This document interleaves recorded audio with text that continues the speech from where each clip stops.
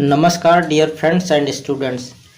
आगामी बिहार एपीओ परीक्षाओं को ध्यान में रखते हुए हम एक नई श्रृंखला की शुरुआत करने जा रहे हैं, जिसमें हम बिहार एपीओ में मुख्य परीक्षा के अंतर्गत आने वाले माइनर एक्ट्स पर चर्चा करेंगे। इस श्रृंखला में सर्वप्रथम हम अनुसूचित जाति और अनुसूचित जनजाति अत्याचार निवारण अधिनियम 1989 पर चर्चा करेंगे। इस अधिनियम को अंग्रेजी में schedule caste and schedule tribes prevention of atrocities act 1989 कहा जाता है। इस अधिनियम के अधिनियमन की तिथि 11 सितंबर 1989 है। अधिनियमन की तिथि वह तिथि होती है जिस तिथि को कोई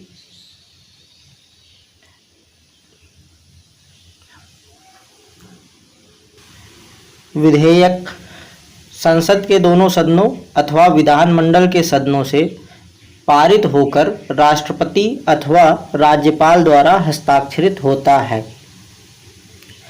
राष्ट्रपति अथवा राज्यपाल द्वारा हस्ताक्षरित होने के बाद कोई विधेयक अधिनियम बन जाता है। इस अधिनियम के प्रवर्तन की तिथि अर्थात डेट ऑफ इन्फोर्समेंट 30 जनवरी 1990 है। प्रवर्तन की तिथि से तात्पर्य उस तिथि से है जिस तिथि को कोई अधिनियम लागू होता है। इस अधिनियम अर्थात अनुसूचित जाति और अनुसूचित जनजाति अत्याचार निवारण अधिनियम 1989 में कुल 5 अध्याय एवं 23 धाराएं हैं। अब हम इस अधिनियम के उद्देश्यों पर चर्चा करेंगे, अर्थात यह अधिनियम किस लिए बनाया गया, इस पर चर्चा करते हैं। अनुसूचित जाति एवं अनुसूचित जनजाति अत्याचार निवारण अधिनियम 1989 के ऑब्जेक्ट एंड रीजंस क्लास के अध्ययन का विश्लेषण करने के पश्चात हम इस अधिनियम के निम्नलिखित उद्देश्य पाते हैं।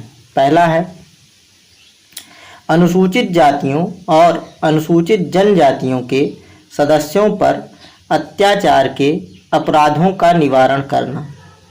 इस अधिनियम के अधिनियमन का दूसरा उद्देश्य अनुसूचित जातियों एवं अनुसूचित जनजातियों के सदस्यों पर होने वाले अत्याचार के अपराधों के विचारण के लिए विशेष न्यायालयों का गठन करना है। अधिनियम का तीसरा उद्देश्य अनुसूचित जातियों एवं अनुसूचित जनजातियों के सदस्यों पर होने वाले अत्याचार के अपराधों के पीड़ित व्यक्तियों को राहत प्रदान करना और उनका पुनर्वास करना है। अधिनियम का चौथा एवं अंतिम उद्देश्य उपर्युक्त विषयों से संबंधित तथा उनके आनुषंगिक विषयों का उपबंध करना है। आनुषंगिक विषयों से तात्पर्य उन विषयों से है जो उपर्युक्त उद्देश्यों को कार्यान्वित करने के लिए आवश्यक हैं।